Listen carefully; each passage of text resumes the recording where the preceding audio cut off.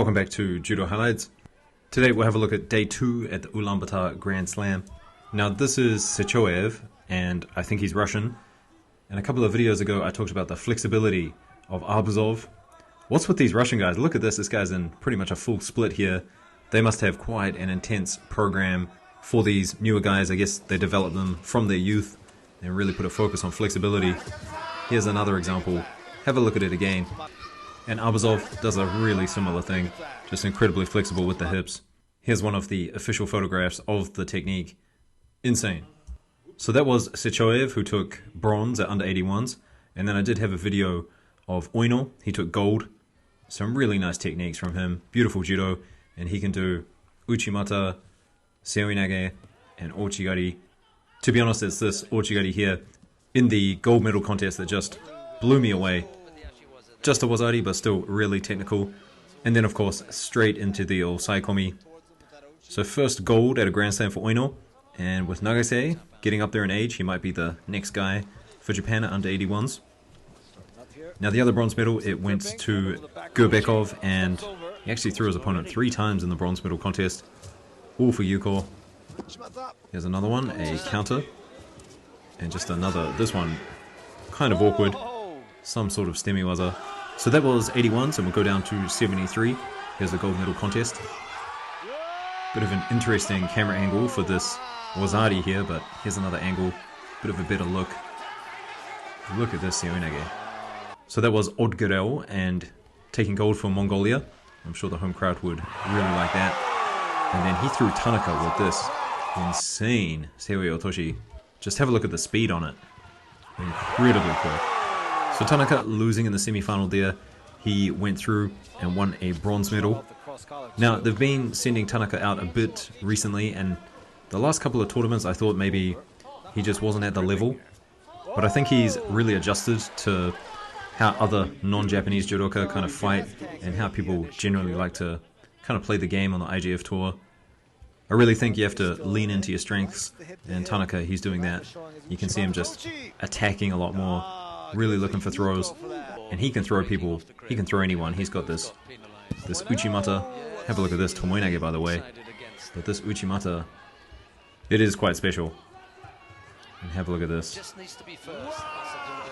So he does one-step it, and there are not a lot of people who do one-step Uchimata. I mean, the last person I can think of is Inoue Kosei. But as I said, Tanaka showing signs of getting better, and hopefully we see him more. There is another guy with the name Tanaka at under 73, who I think is quite strong as well. So we'll see what happens, we'll see how things play out. And then the other bronze medal, it was won by Lav Jargo. Goes in for a Kataguruma here, and then Naguchev looks to get something going, but ends up getting countered. And so enough for a U-call there. Moving on to the women's now, and this is an All-Japan semi-final.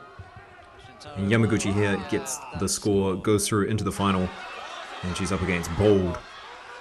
And we've seen Bold on the tatami quite a bit. Very experienced judoka.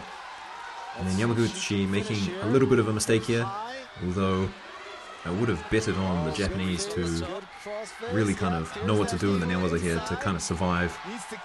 But Bold manages to escape. Strong hold down. And Bold taking gold for Mongolia. So quite a few medals for Mongolia on this day. And this contest here was really nice to see.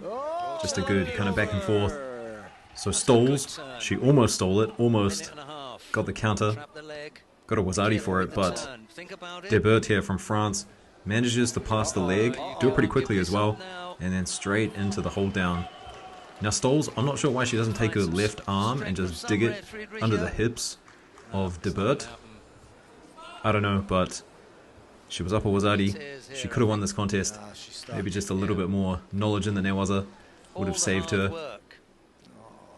So bronze for France, and then on the other side of the bracket, we had another back and forth, this time between Aono from Japan and Simic from Croatia.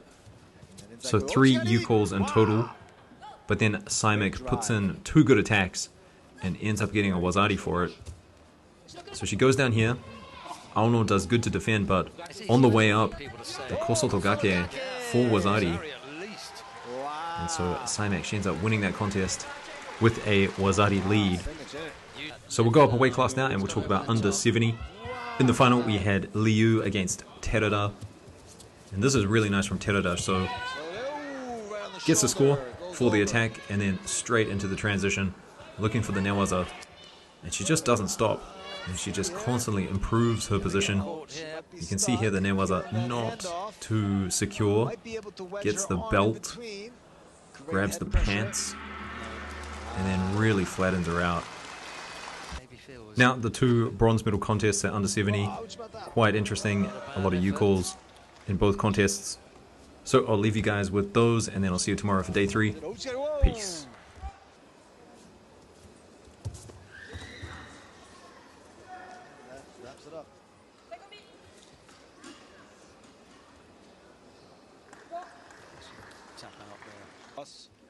Garawa's teammate has already been out there in a similar situation. Wow. I mean, Lauren's got to work on his Chinese. And a score there. Oh, knocks her down.